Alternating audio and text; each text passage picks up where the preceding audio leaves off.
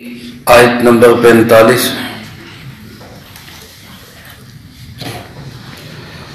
الحمدللہ وکفا والسلام علی عباده الذین اصطفى خصوصا علی سید الرسل وخاتم الانبیاء وعلى آلہ واصحابہ الاتقیاء اما بعد فاعوذ باللہ من الشیطان الرجیم بسم اللہ الرحمن الرحیم وَإِذَا قَرَأْتَ الْقُرْآنَ جَعَلْنَا بَيْنَكَ وَبَيْنَ الَّذِينَ لَا يُؤْمِنُونَ بِالْآخِرَةِ حِجَابًا مَسْتُورًا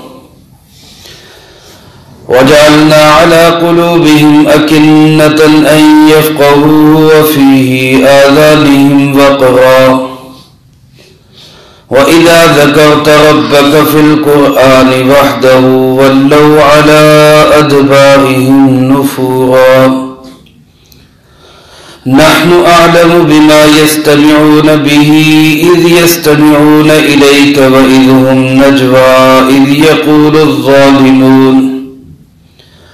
إِذْ يَقُولُ الظَّالِمُونَ إِن تَتَّبِعُونَ إِلَّا رَجُلًا مَسْحُورًا انظر كيف ضربوا لك الأمثال فضلوا فلا يستطيعون سبيلا وإذا قرأت القرآن اور جب آپ قرآن کریم کی تلاوت کرتے ہیں جعلنا بينك وبين الذين لا يؤمنون بالآخرة تو ہم ڈال دیتے ہیں آپ کے درمیان اور ان لوگوں کے درمیان جو آخرت پہ ایمان نہیں رکھتے حجابا مستورا ایک پردہ چھپا ہوا وجعلنا على قلوبهم أكنة أن يفقهوا اور ہم بنا دیتے ہیں ان کے دلوں کو غلافوں میں تاکہ یہ سمجھ نہ سکیں وفی آذانہم وقرا اور ان کے کانوں میں بوجھ ہے وَإِذَا ذَكَرْتَ رَبَّكَ فِي الْقُرْآنِ وَحْدَهُ اور جب آپ تذکرہ کرتے ہیں اپنے پروردگار کا قرآن کریم میں اکیلے کا وَلَّوْا عَلَىٰ أَدْبَارِهِمْ نُفُورًا تو یہ اپنی پیٹھ کے بل پھرتے ہیں نفرت کرتے ہوئے نحن اعلم بما يستمعون به ہم بہت اچھی طرح جانتے ہیں جب یہ کان لگا کر سنتے ہیں اذ يستمعون الیک جب یہ آپ کی بات کی طرف توجہ کرتے ہیں واذ هم نجوى اور پھر جب یہ آپس کی سرگوشیوں میں ہوتے ہیں اذ یقول الظالمون جب یہ بے انصاف لوگ کہتے ہیں ان تتبعون الا رجلا مسحورا نہیں تم پیروی کر رہے مگر ایک ایسے آدمی کی جو سحر زدہ ہے انظر کیف ضربوا لك الامثال آپ دیکھیے کیسے آپ کے لیے بیان کرتے ہیں مثالیں فضلوا راستے سے بھٹک گئے فلا يستطيعون سبيلا لگتے بھی نہیں کہ راہ پا سکیں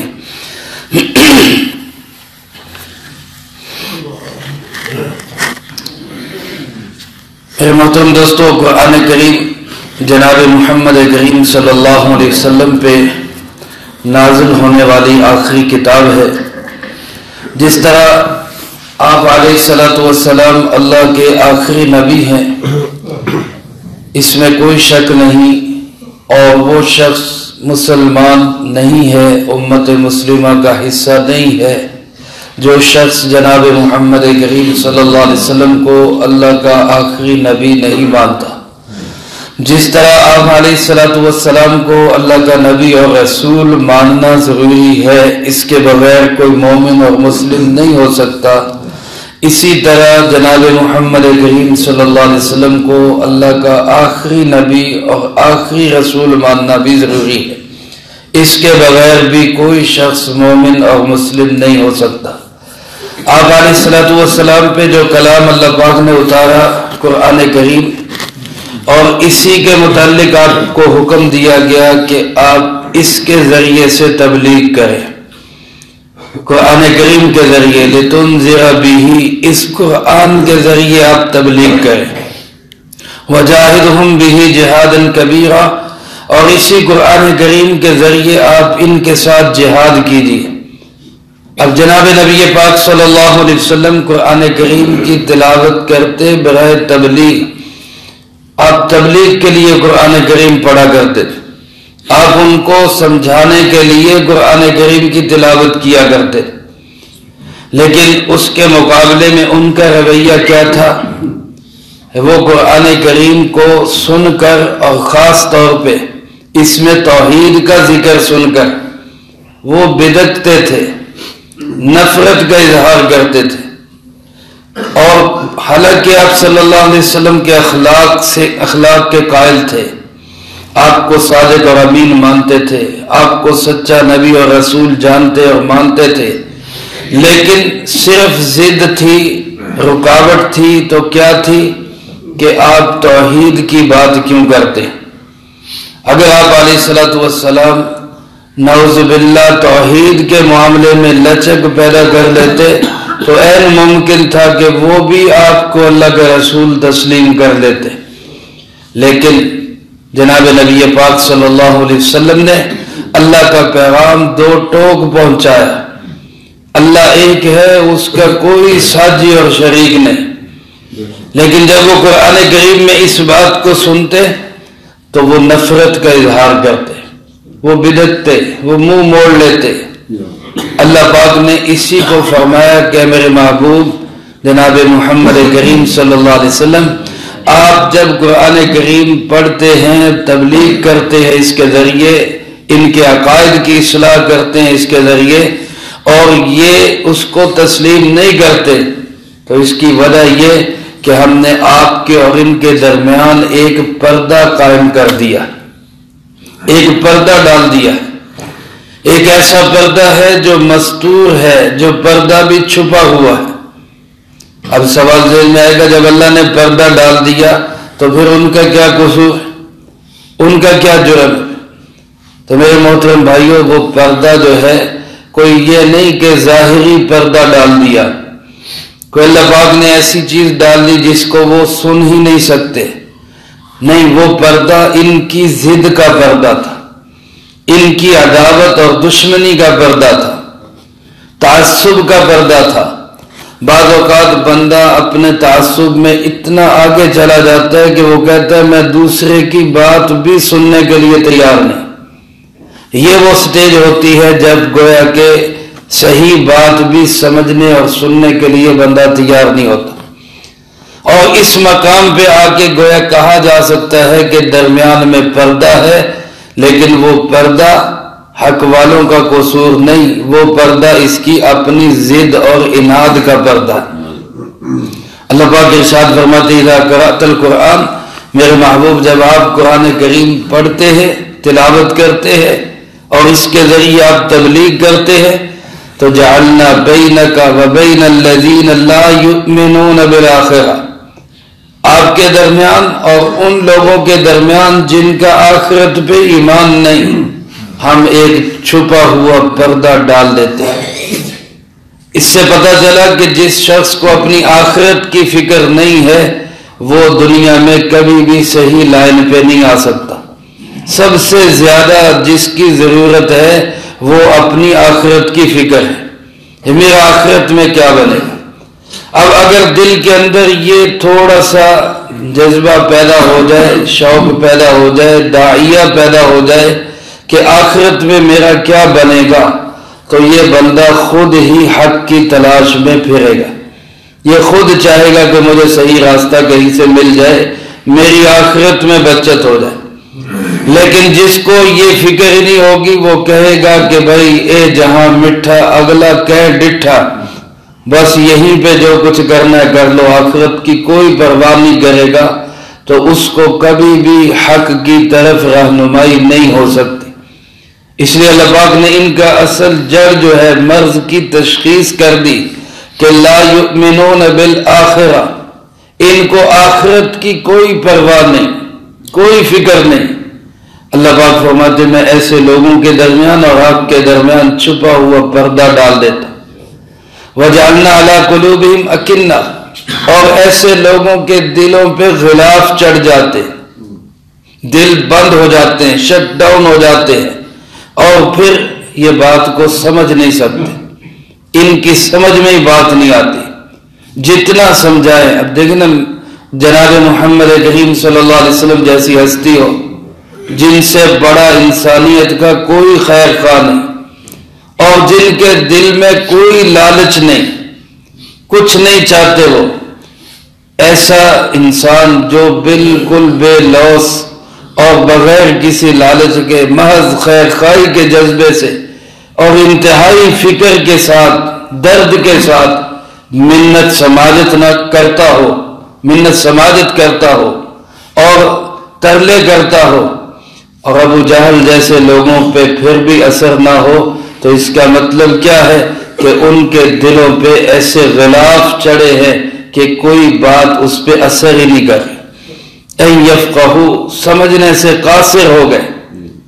اور اس قدر بد دل لوگ ہیں، اس قدر ضدی لوگ ہیں کہ وفی آذانہم وقرا، ان کے کانوں میں گویا کوئی ایسا بوجھ پڑا ہوا ہے، کوئی ایسے پنبے انہوں نے کانوں میں ڈالے ہوئے کہ آپ صلی اللہ علیہ وسلم کی آواز کانوں میں جائے ہی نہ، سنے ہی نہ، ہم سننا ہی نہیں چاہتے، بلکہ کہا کرتے تھے، لوگوں کو روکا کرتے تھے کہ نہیں پاس بیٹھنا، نہیں بات سننی۔ حضرت ابو طفیل دوسی رضی اللہ تعالیٰ عنہ قبیلہ دوس سے آئے ہیں، طواف کرنے کے لیے، عمرہ کرنے کے لیے آئے ہیں۔ ابو جہل اینڈ کمپنی نے ان کو روکا، سمجھایا، کانوں میں روئی ٹھونس لو، یہاں پہ ایک ایسا آدمی ہے جس کی باتوں میں جادو ہے، جو سن لیتا ہے، بھائی بھائی سے جدا، باپ بیٹے سے جدا، لہذا کانوں میں روئی ٹھونس لو، اس کی آواز کان میں نہ پڑ جائے۔ کانوں میں روئی ٹھونس کے طواف کر رہے ہیں، لیکن جس کے نصیب میں ہدایت ہو، جس کے دل میں کچھ درد ہو، جس کو آخرت کی کچھ فکر ہو، اللہ اس کو سیدھی راہ پہ لے ہی آتا ہے۔ طواف کرتے کرتے کان سے روئی تھوڑی سی کھسکی، جناب محمد کریم صلی اللہ علیہ وسلم کی آواز مبارک کانوں میں پڑی، تلاوت کے الفاظ پڑھے، قرآن کے الفاظ کا ایسا اثر ہوا کہ طواف چھوڑ کر آپ کی خدمت میں آئے اور کلمہ پڑھ کے صحابی رسول بن گئے۔ یہ میرے محترم دوستو ان کا رویہ تھا، اور دوسری طرف اللہ والوں کا رویہ تھا، جناب نبی پاک صلی اللہ علیہ وسلم کا رویہ۔ تم لالچ دے کر، سمجھا کر لوگوں کے دلوں میں ایسا اثر ڈالتے، ایسا زہر ڈالتے کہ وہ جناب محمد کریم صلی اللہ علیہ وسلم کی بات بھی سننے کے لیے تیار نہ۔ تو اللہ پاک فرماتے کہ ان کے کانوں میں کوئی بوجھ ہے، اور خاص طور پہ وَإِذَا ذَكَرْتَ رَبَّكَ فِي الْقُرْآنِ وَحْدَهُ، جب آپ قرآن کریم میں اللہ کی توحید کا تذکرہ کرتے ہیں، وحدہ، اللہ ایک ہے، اس کا کوئی ساتھی اور شریک نہیں، جب خاص طور پہ اس کا تذکرہ ہوتا ہے تو وَلَّوْا عَلَىٰ أَدْبَارِهِمْ نُفُورًا، یہ پیٹھ موڑ کے چلتے ہیں نفرت کرتے ہوئے۔ یہ کیا ایک اللہ، ایک اللہ، ایک اللہ، یہ کیا رٹ لگائی؟ اللہ کی توحید سے ان کو سخت ترین نفرت تھی۔ میرے محترم دوستو، ہمیں اللہ کی توحید سے اتنا ہی زیادہ پیار ہونا چاہیے۔ اللہ ہم سب کو عقیدہ توحید پہ زندگی اور موت نصیب فرمائے۔ ان کافروں اور مشرکوں کا رویہ تھا کہ جب توحید کی بات سنتے، ایک اللہ کی بات سنتے، تو دل میں نفرت پیدا ہو جاتی۔ اس لیے آج اگر کوئی شخص یہ کہے اللہ سے سب کچھ ہونے کا یقین، اللہ کے حکم کے بغیر کسی سے کچھ نہ ہونے کا یقین، تو ہمیں بشاشت کے ساتھ، خوشی کے ساتھ کہنا چاہیے کہ بے شک یہی ہمارا عقیدہ ہے۔ اللہ کی ذات کے سوا کوئی کچھ نہیں کر سکتا۔ لیکن اس زمانے کے کافروں کو، اہل عرب کو، مشرکین عرب کو جناب نبی پاک صلی اللہ علیہ وسلم کے اس عقیدے سے سخت ترین نفرت۔ اب کسی کے ذہن میں آئے گا کہ وہ تو بات سنا بھی کرتے تھے، قرآن کریم سنا بھی کرتے تھے، چھپ چھپ کے بعض اوقات آ کر اس سے لطف اندوز بھی ہوا کرتے تھے۔ اللہ پاک فرماتے ہیں نحن عالم، ہمیں بھی سب پتہ ہے، ہم بھی سب جانتے ہیں، بما یستمعون به، یہ قرآن کریم میں سے کیا سنتے ہیں، قرآن کریم میں سے آپ کی باتوں میں سے کیا سنتے ہیں۔ اور اذ یستمعون الیک، جب یہ سن رہے ہوتے ہم اس وقت بھی ان کو جان رہے ہوتے،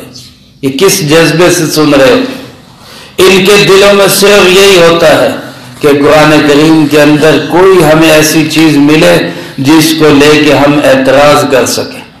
جس کو لے کے ہم مذاق اڑا سکیں۔ سورہ مدثر میں آیات نازل ہوئی،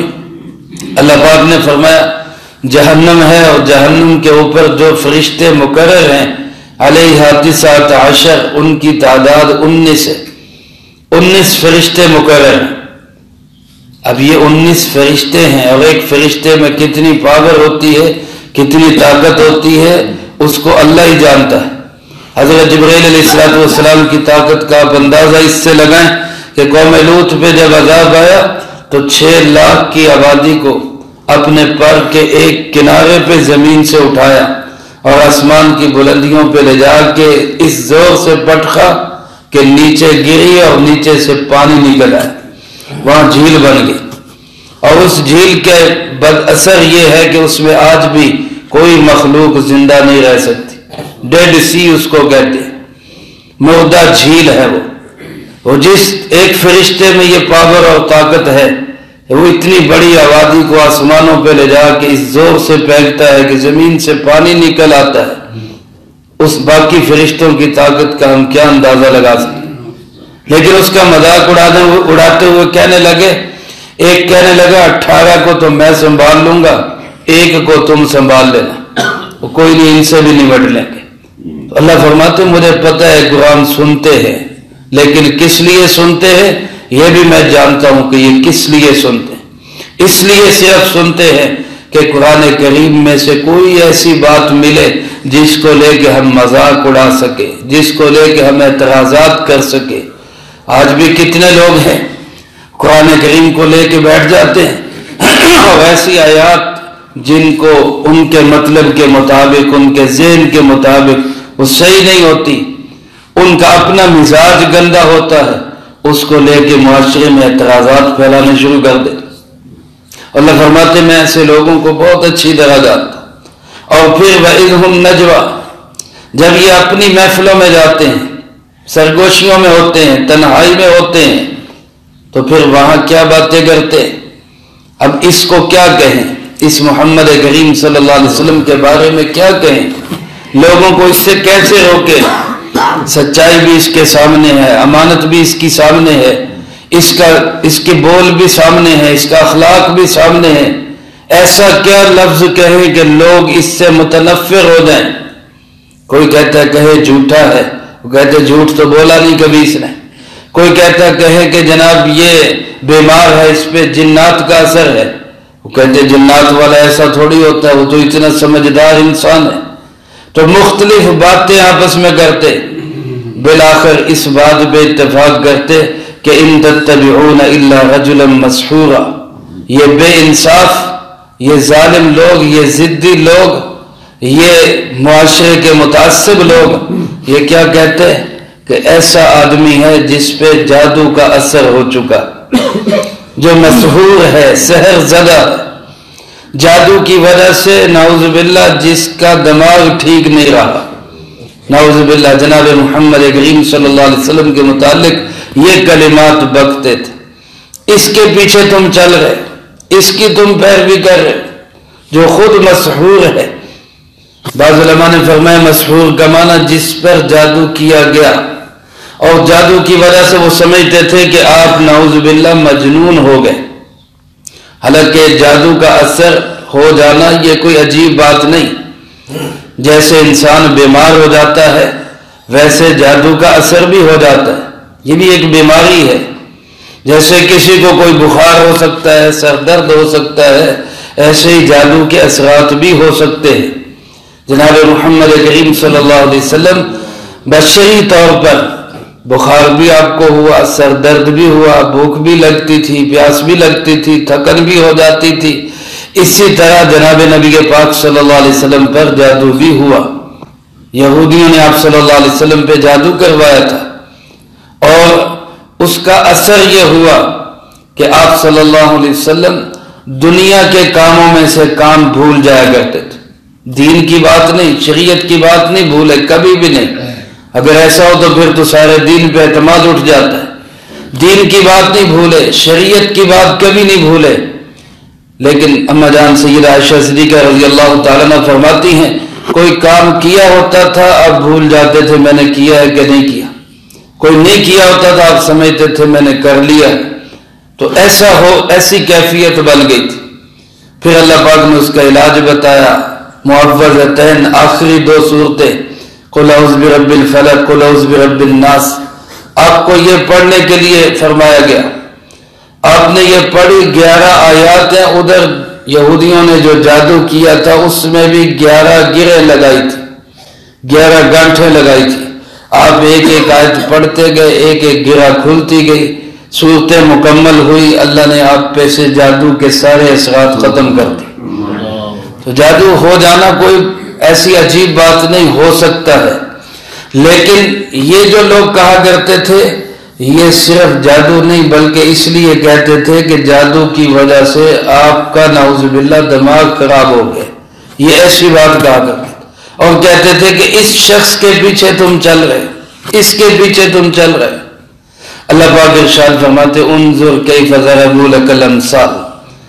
آپ ذرا دیکھیے محبوب کبریا جناب محمد مصطفیٰ صلی اللہ علیہ وسلم، یہ لوگ کیسے آپ کے لیے بری مثالیں بیان کر رہے ہیں، کیسے برے لفظوں سے آپ کا تذکرہ کر رہے ہیں۔ فضلوا، اور آپ کا تذکرہ برائی سے کر کے یہ خود راستے سے گمراہ ہو رہے ہیں، یہ خود راستے سے بھٹک رہے ہیں۔ فضلوا فلا يستطيعون سبیلا، اور اتنا دور چلے جاتے ہیں راستے سے کہ راستہ پانے کے قریب بھی نہیں آ سکتے، یہ راستہ ان کو مل ہی نہیں سکتا، کیونکہ جو راہبر پہ اعتماد نہیں کرتا اس کو راستہ کیسے ملے۔ جناب محمد کریم صلی اللہ علیہ وسلم ہمارے راہبر اور رہنما ہیں، جس کو آپ صلی اللہ علیہ وسلم پر ہی اعتماد نہیں نعوذ باللہ، تو وہ کیسے سیدھے راستے پہ آ سکتا ہے۔ اس لیے جناب محمد کریم صلی اللہ علیہ وسلم کی پوری عظمت، پوری عقیدت، احترام، اور آپ صلی اللہ علیہ وسلم پہ 100% اعتماد، یہ ایمان کے لیے ضروری ہے۔ اگر اس میں ذرا بر بھی شک ہوگا،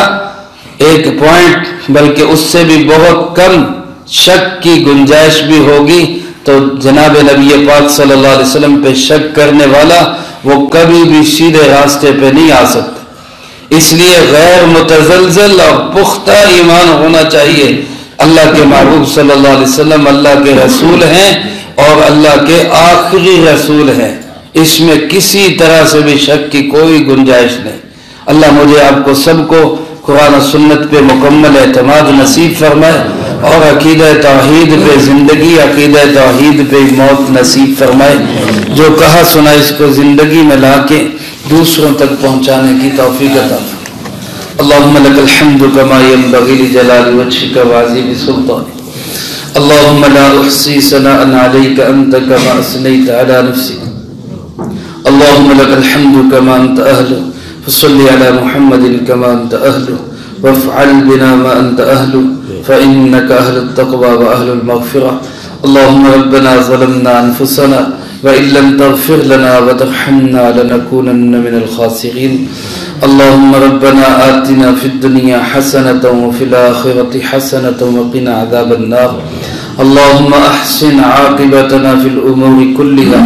وأجرنا من خزي الدنيا وعذاب الآخرة۔ اللهم باقية كباقية الوليد، اللهم استر عوراتنا وآمن روعاتنا، اللهم إنا نجعلك في نحورهم ونعوذ بك من شرورهم۔ اللهم ربنا تقبل منا إنك أنت السميع العليم وتب علينا إنك أنت التواب الرحيم۔ صلى الله على النبي الكريم وعلى آله وأصحابه أجمعين برحمتك يا